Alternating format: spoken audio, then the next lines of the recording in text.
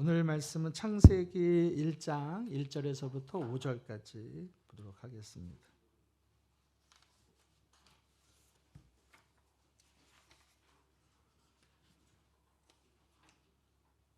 창세기 1장 1절에서부터 5절까지.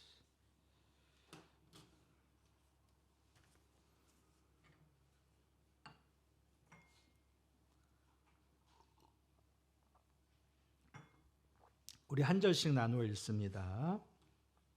태초에 하나님이 천지를 창조하시니라.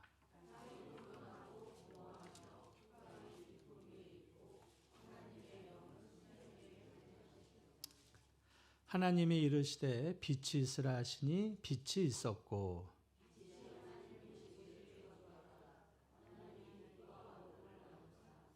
같이 읽습니다. 하나님이 빛을 낮이라 부르시고 어둠을 밤이라 부르시니라. 저녁이 되고 아침이 되니 이는 첫째 날이니라. 아멘. 네. 설교를 준비하면서 사진을 몇 장 준비했습니다. 네, 이 사진은 무슨 사진일까요? 창문하고 틀인데 어느 곳에 있는 창문이죠? 네네. 네네. 제 서재에서 이렇게 창문을 보면은 바깥 주방이 이렇게 보입니다. 네. 그래서 설교 준비하다가 가끔 뒤를 이렇게 돌아봅니다. 혹시 누가 나를 지켜보고 있는 건 아닌가? 네. 이건 어느 사진이죠? 네, 교회 옆에 사진이죠. 창문을 닫아 놓으면은 세상이 보이지 않는데 창문을 열어보면 저렇게 햇살이 아주 좋습니다. 네.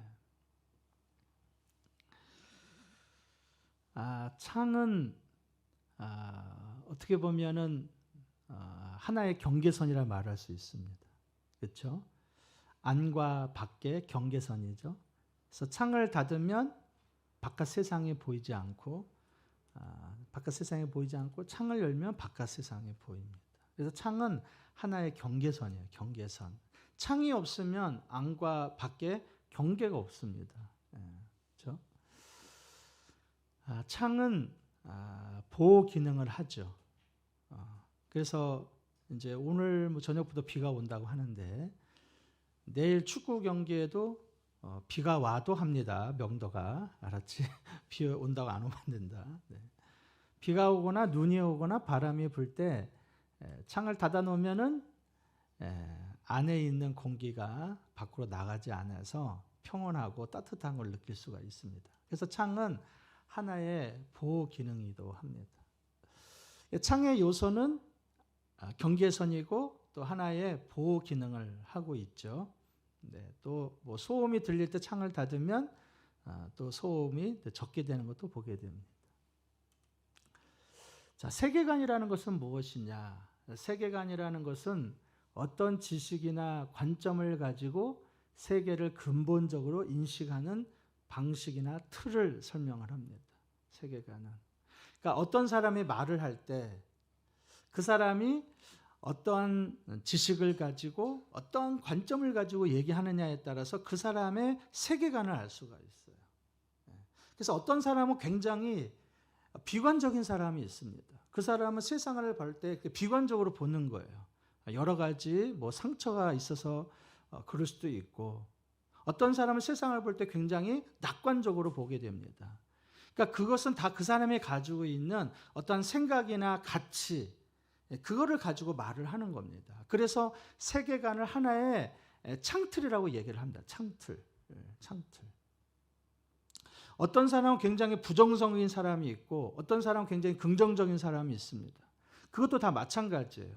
어떠한 생각을 가지고 어떻게 세상을 바라보느냐, 그거에 따라 달려져 있습니다. 그래서 세계관은 하나의 창틀로 표현합니다. 창틀. 세계관을 통해서 세상을 바라보는 거죠. 그거는 앞에서 말씀드리는 것처럼 세계관은 또 하나의 어떤 경계선이기도 합니다.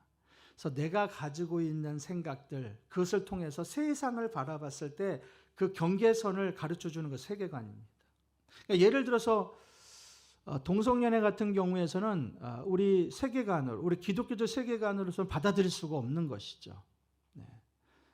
보수냐 진보냐 그것도 다 마찬가지입니다. 어떤 세계관을 가지고 세상을 바라보느냐.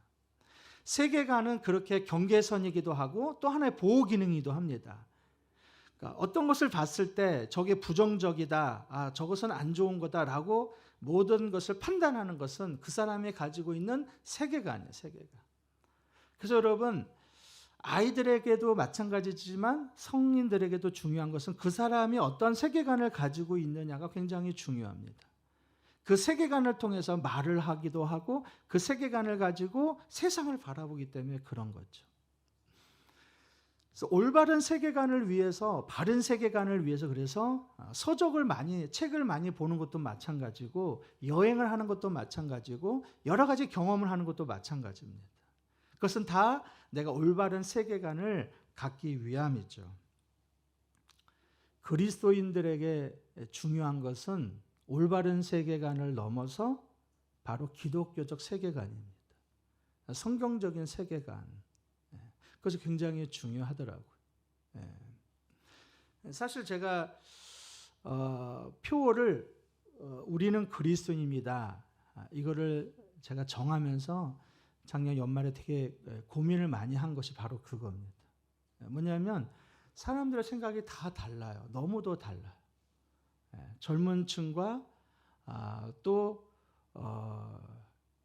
나이가 드신 분들의 생각이 너무 다르고 자라난 청소년들도 역시 너무도 다른 세상에 살고 있습니다. 이러한 세상을 살아가는 데 있어서 중요한 것은 그러면 나는 어떻게 살아가야 되느냐라는 그리스도인의 어떤 정체성이에요. 나는 어떻게 살아가야 되느냐. 내가 그리스도인인데, 내가 하나님의 사람인데. 점점 세상은 세속주의로 이렇게 바뀌어져 가고 있지 않습니까? 점점 세상은 세속화되어져 가는 이때에 우리 그리스도인은 어떻게 살아야 되느냐. 어떠한 눈으로 세상을 바라봐야 되느냐. 그 눈으로 우리는 정치를 바라봐야 하고 그 눈으로 우리는 경제를 바라봐야 되고 그 눈으로 우리는 안보를 바라봐야 합니다. 세상적인 어떤 잣대, 보수냐 진보냐 그것을 넘어서 내가 그리스도인으로서, 내가 신앙인으로서 세상을 어떻게 바라볼까? 그거죠. 예수님은 누가복음에서 이렇게 말씀하셨습니다. 또 이르시되 이 세대의 사람을 무엇으로 비유할까? 그리고 32절에 보니까 비유하건대 아이들이 장터에 앉아 서로 불러 이르되 우리가 너희를 향하여 피리를 불어도 춤추지 않고 우리가 곡하여도 너희가 울지 아니하였다 함과 같도다. 예전에는 제가 우리 아이들과 종종 여름에 이제 물놀이를 가잖아요. 그러면 제가 어렸을 때는 물이 흐르는 냇가면 최고입니다. 그렇죠? 거기서 물고기를 잡기도 하고 물장난을 하기도 하는데 요즘 아이들은 수영장이 아니면 냇가에 들어가지 않습니다. 엄청난 차이가 있더라고요. 여기서 왜 수영하냐 이거죠. 지저분한 데서. 근데 제가 자랄 때만 하더라도 제가 어렸을 때는 그 물에서 다 수영하고 놀았거든요. 여기 백운호수가 있지 않습니까? 제가 거기서 자란 제 동네입니다. 그러니까 겨울이 되고 여름이 되고 하면은 늘 백운호수 거기 가서 물고기 잡고 놀았던 생각이 납니다. 지금은 저 백운호수가 잘 얼지 않죠. 예전에 저 어렸을 때는 저희가 아주 꽝꽝 얼었습니다. 그래서 그 백운호수를 이제 반대편으로 가려고 그러면 한참 돌아서 가야 돼요. 그러니까 꽝꽝 울면은 그 위로 경운기도 다니고 그 위로 수레도 다니고 다 다녔던 데가 저 백운호수입니다. 여름에는 사람들이 그렇게 많았고 저기 백운호수가 예전에 조개도 많이 잡히고 굉장했던 곳입니다. 근데 그거 싹 바뀌었죠. 요즘 애들은 그렇게 안 하더라고요. 옛날에 생각하면 공터만 있으면 그곳에 나가서 뭐 술래잡기도 하고 또 망각이 아닌 명더가 망가기 모르지. 망가기, 비석치기 뭐 이렇게 말로 하는데 그것도 하고 자치기는 아니? 자치기도 모르는구나. 자치기도 하고 어르신들은 다 알 것 같아. 그런 거 다 뭐 했던 데가 말뚝박기는 알겠다. 그렇지? 그걸 안 하지 잘. 잘 안. 우리는 주로 그렇게 하면서 놀았었는데 요즘 아이들은 다 컴퓨터하고 PC하고 막 그런. 예수님 시대에도 아이들이 놀았어요. 어떤 놀이를 했냐면 두 가지 놀이를 했는데 하나는 결혼식 놀이입니다. 그리고 장례식 놀이예요. 결혼식 놀이에는 흥겹잖아요. 그러니까 피리를 불어요. 그러면 반대측 아이들이 피리를 불 때 함께 흥겨워서 막 춤을 추면서 정말 결혼식처럼 노는 게 결혼식 놀이입니다. 장례식 놀이는 마찬가지로 장례를 칠 때 한쪽에서는 막 슬피 울어요. 아이고 애고. 그러면 또 한쪽에도 역시 조문객으로 와서 같이 울면서 하는 것이 바로 장례 놀이입니다. 예수님은 그 얘기를 하는 거예요. 비유하건대 아이들이 장터에 앉아서 불러야 돼. 우리가 너희를 피리를 불어도, 이건 결혼식 놀이예요. 피리를 불어도 아이들이 춤추지 않는다는 거예요. 장례식 놀이를 통해서 곡을 하여도 아이들이 울지 않는다는 거예요.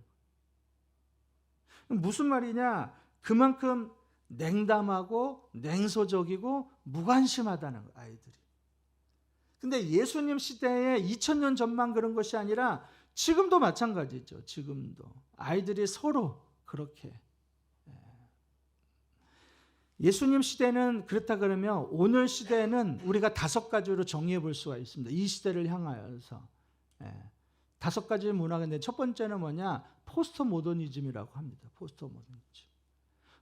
포스트 모더니즘이라는 것은 모든 것을 상대화시키는 거예요. 좀 어려운 말이지만 우리가 20세기까지는 어떠한 그 가치관을 살아왔냐면은 합리적이고 이성적인 것을 찾아왔습니다. 어떤 것을 결정할 때 합리적이고 이성적인 것을 택했는데 요즘에는 합리적이고 이성인 걸 찾지 않습니다. 다 그것을 다 상대화시킵니다. 그러니까 절대적인 것은 없는 거예요. 그래서 주로 하는 말이 뭐냐? 그것은 당신 생각이고 내 생각은 달라. 그 얘기를 많이 합니다. 그러니까 도덕적인 가치, 윤리적인 가치, 종교적인 가치가 사실 다 무력화되었어요. 그것은 옛날 말이고 지금은 그렇지 않다는. 지금 그렇지 않다. 근데 여러분, 신앙은 뭐냐? 신앙은 절대적인 거잖아요. 하나님의 유일하신 분이시죠. 근데 포스트 모더니즘 시대 아이들은 그렇게 생각하지 않다는. 왜 예수님만이 구원자냐? 그렇게 아이들은 얘기를 합니다. 왜 교회만 구원이 있느냐? 이렇게 말을 하죠. 두 번째를 보면은 맘모니즘 시대로 봅니다. 맘모니즘 시대라는 건 뭐냐? 물질주의적 세상이라는 거예요. 이 땅은. 그러니까 이 세상에 돈이면 다 된다고 생각을 하는 거예요. 돈이면 뭐든지 다 할 수가 있다. 그래서 요즘 아이들의 꿈이 뭐냐고 물어보면 요즘 아이들의 상당수가 건물주가 꿈이라는 얘기를 많이 합니다. 건물주. 건물주 되면은 돈이 저절로 들어오니까 옛날에는 뭐 선생님, 의사 뭐 그런 얘기 했다면 요즘은 건물주가 꿈이라는 아이들이 상당히 많습니다. 그건 다 뭐냐? 이 맘모니즘이에요. 돈이면 다 된다. 근데 예수님은 뭐라 그랬죠? 무엇과 겸하여 섬길 수 없다? 하나님과 물질을 겸하여 섬길 수 없다는 거예요. 이 시대에는 둘 중에 하나예요. 여러분 옛날에 바알신이 지금에는 물질입니다. 물질. 자, 세 번째는 세속주의죠. 세속주의. 세속주의라는 건 뭐냐? 이 세상이 전부다고 생각하는 거예요. 영적인 세계는 없다라는 거죠. 아유, 죽으면 끝나지. 죽음 후에 무슨 세상이 있어. 이렇게 바라보는. 그러니까 기도해서 응답받는다? 그거는 그거는 부모님이 생각하는 것이고 요즘 그런 게 어디 있습니까? 이렇게 말하죠. 귀신이 어디 있어요? 천사가 어디 있습니까? 이게 다 세속주의예요. 세속주의. 영적인 세계는 없다. 근데 성경에는 분명히 얘기하죠.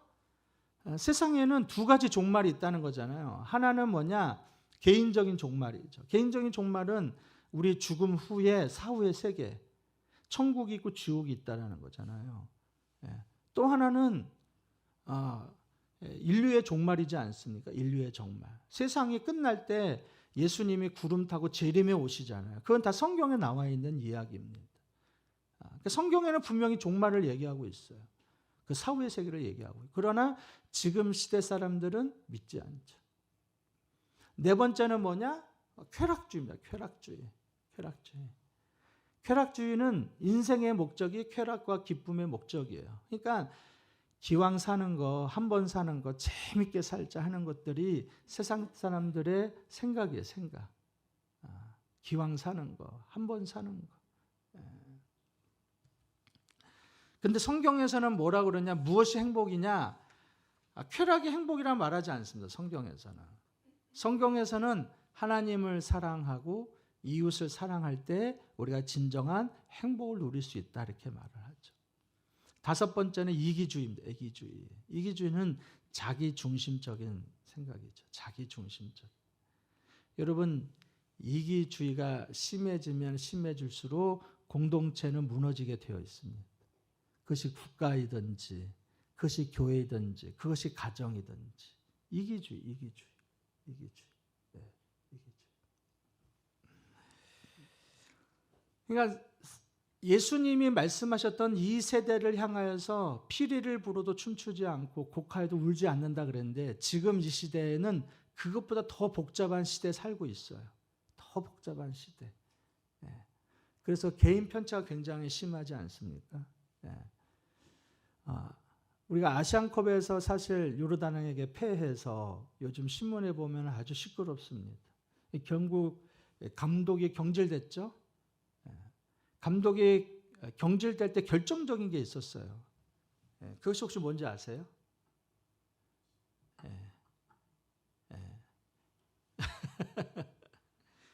크리스만 감독이 결정적으로 경질된 그 이유는 성적이 부진해서 그것보다도 아니면 국내에 있는 것보다 외국에 더 많이 나가 있어서 그것도 아니고 선수들을 관리하지 못한 책임이 가장 큽니다.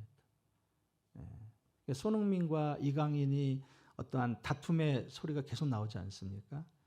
그 책임은 관리 감독해야 될 감독이 제대로 하지 못했기 때문에 그래요. 저도 이렇게 우리 청소년 축구하는 아이들이 있지만 제가 아이들한테 항상 얘기하는 게 원팀을 강조합니다. 원팀. 우리는 원팀이다. 하나다. 그래서 시합을 하는 아이나 아니면 벤치에서 보는 아이나 똑같은 마음으로 우리는 축구를 봐야 된다 얘기를 합니다. 식사를 할 때도 같이 식사를 하고. 근데 이번 대표팀이 그러지 않았다는 거 아니에요? 식사할 때 각자 했다는 거 아니에요? 시간도 정하지 않고.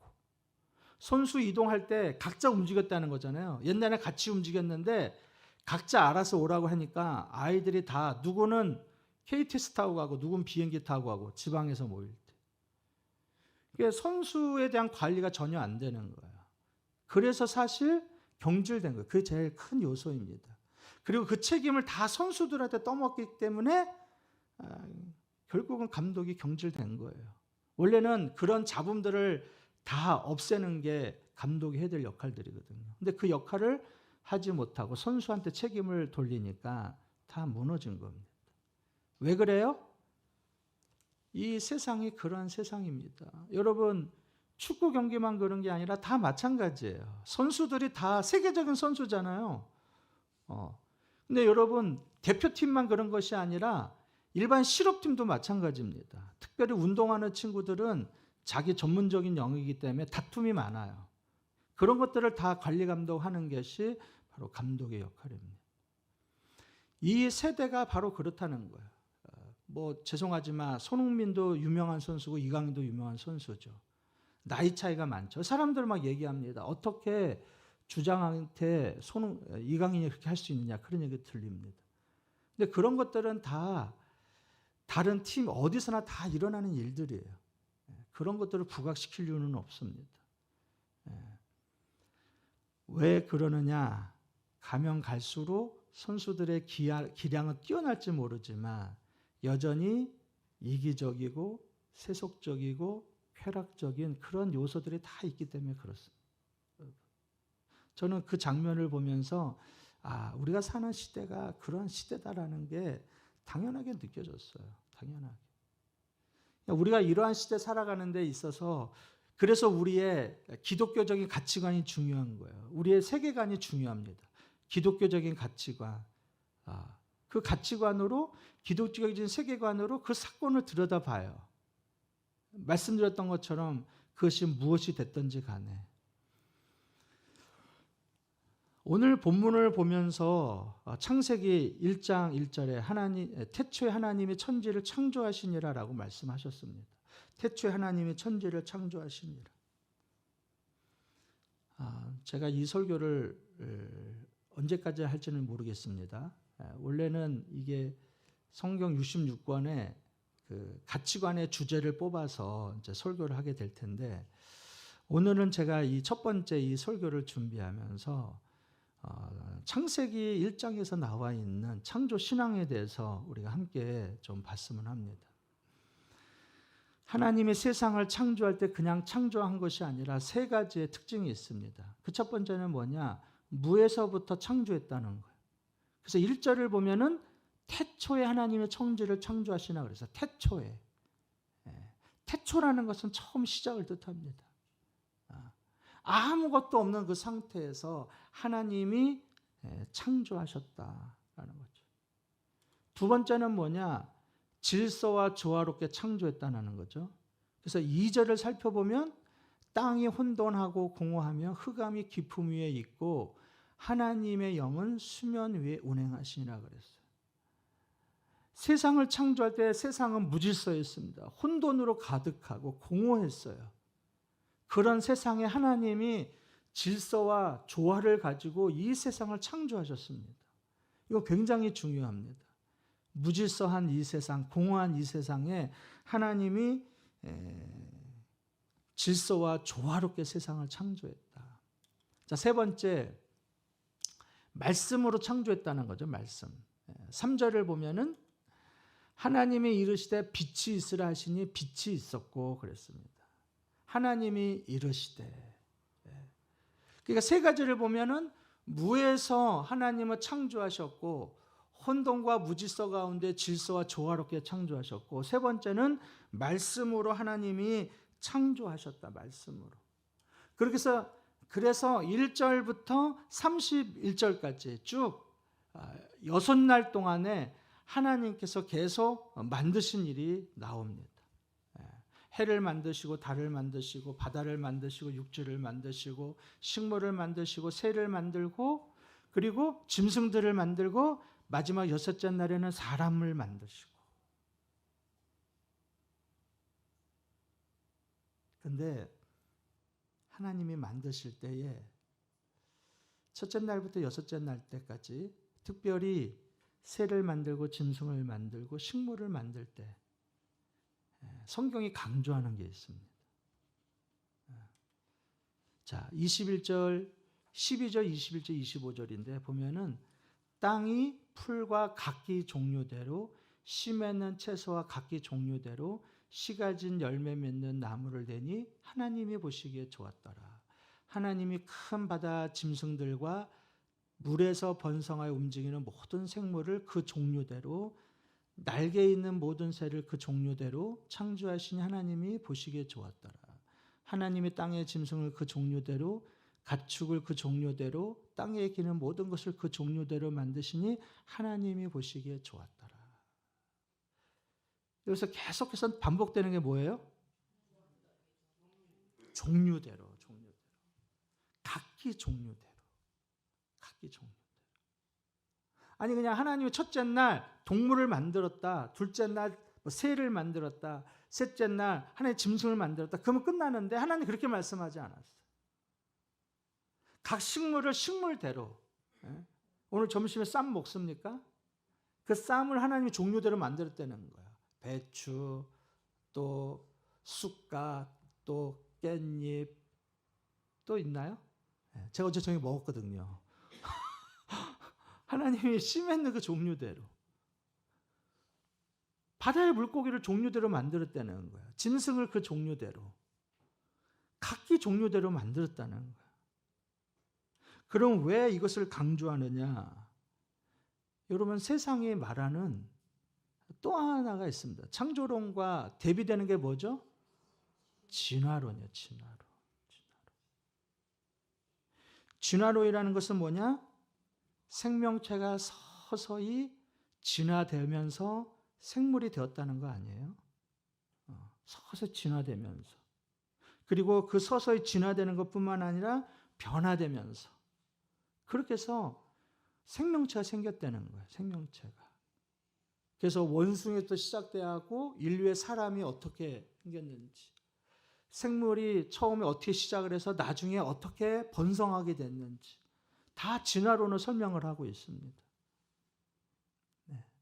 우주의 기원도 마찬가지죠. 우주의 기원도 큰 폭발이라고 하는 빅뱅으로부터 시작됐다고 말하지 않습니까? 빅뱅. 그러면서 우주가 시작됐다.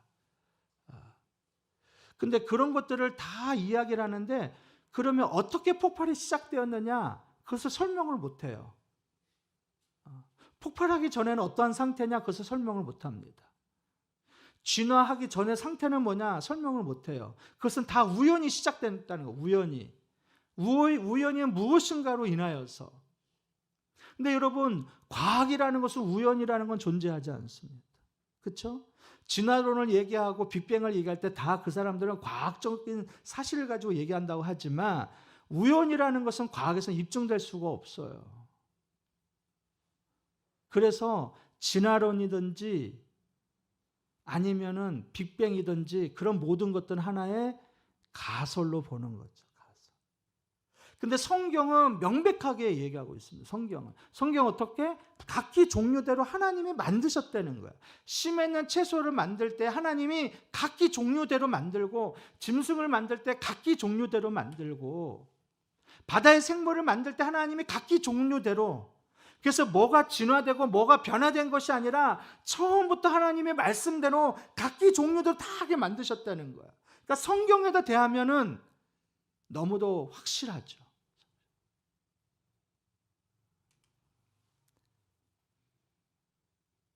근데 이것이 세상 사람들의 어떠한 인식이 있느냐? 그래, 우연히 세상이 시작됐기 때문에 나도 우연히 이 세상에 온 거야. 우연히 왔으니까 대충 가다 살면 되는 거야. 즐겁게 살다 가면 되는 것이고, 돈이 최고야. 열심히 노력하면 돼. 그것을 주장합니다. 그게 다 이 세상의 논리예요. 그러나 하나님은 분명히 말씀하고 있죠. 어떻게? 모든 만물들을 하나님이 창조하셨다. 내가 만들었다. 그리고 심히 보기 좋았더라. 그것을 좁혀서 오면 뭐가 되느냐? 모든 천지 만물을 창조하시고 만드신 그 하나님이 여러분들도 만드셨습니다. 하나님이 여러분의 섭리 가운데 이 땅에 보내주셨어요. 이 땅은 그냥 살다가 그냥 가는 세상이 아닙니다.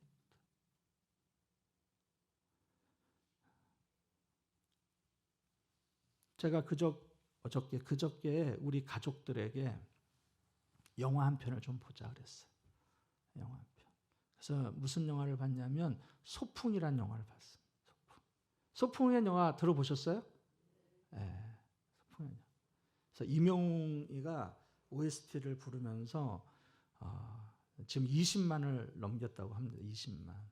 임영웅 팬들 계시죠? 좀 많이 가서 보세요.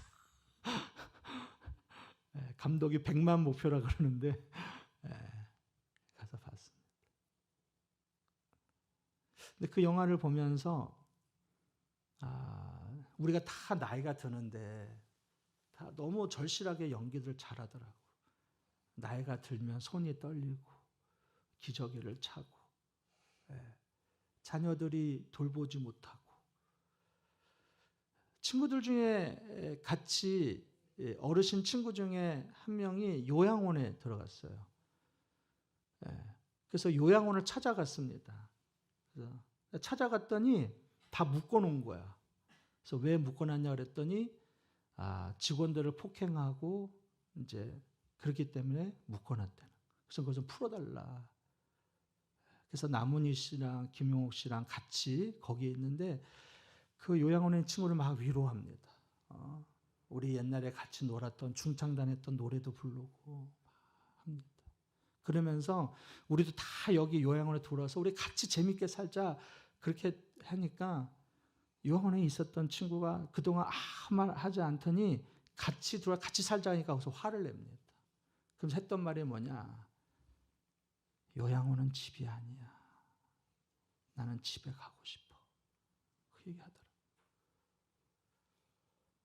그러면서 인생을 하나의 소풍으로 이렇게 하면서 이제 끝나게 되는데, 그 영화의 끝이 저는 별로 마음에 들지 않았습니다. 두 사람이 이제 나중에는 그 바다가 넓게 보이는 그 벼랑 위로 올라가거든요. 벼랑 위로 올라갑니다. 그리고 거기서 이제 영화가 끝이 납니다. 그 끝은 이제 해석하기 나름이에요. 어떻게 해석하느냐, 죽음을 어떻게 받아들이느냐. 세상적인 시각으로 보게 되면은 그럴 수 있다고 볼 수 있습니다. 근데 제가 신앙의 눈으로 보니까 저렇게 세상을 끝나면 안 된다는 생각이 들었어요. 왜 세상을 벼랑 위에서 끝이 납니까? 하나님이 우리를 이 땅에 보내주셨을 때는 하나님의 섭리와 목적이 있어요. 우리는 그냥 이렇게 늙다가 그냥 가는 게 끝나는 게 아닙니다. 우리는 이 땅에서 해야 될 일이 있어요. 내가 비록 힘이 없고 걷지 못하고 비록 침대에 누워있다 할지라도 내가 해야 될 일이 있습니다. 그게 하나님이 나를 만드신 이유고 목적이에요. 너 그냥 이 땅에 잠깐 갔다가 살고 와라 라고 우연히 버려진 존재가 아닙니다. 우리의 인생은 그런 인생이 아니에요. 창조론의 인생에서 보면은 하나님이 나를 만드셨고 나를 섭리하셨고 하나님의 뜻이 있다는 거예요. 그러면 나는 그 뜻을 다 하다가 이 땅을 가는 게 하나님의 목적입니다. 소풍처럼 왔다 그냥 가는 게 인생이 아니고 벼랑 위에서 끝나는 게 우리의 인생이 아니라는 거예요. 하나님이 여러분을 만드셨어요. 하나님이 여러분을 만드셨다는 것은 하나님이 여러분의 인생을 책임져 주신다는 거예요. 하나님이 책임져 주시기 때문에 나는 오늘도 살아가는 거예요. 치열하게 살아가는 거예요. 하나님이 나를 이 땅에 보내주신 목적이 있기 때문에, 나를 가정에 보내주신 목적이 있고 사도교회에 보내주신 목적이 있고 나를 일터에 보내주신 목적이 있어요. 우리는 그 목적대로 살아가는 거죠. 하나님이 우리를 창조하시고 우리를 만드셨습니다. 하나님이 여러분의 인생도 책임져 주실 줄로 믿습니다.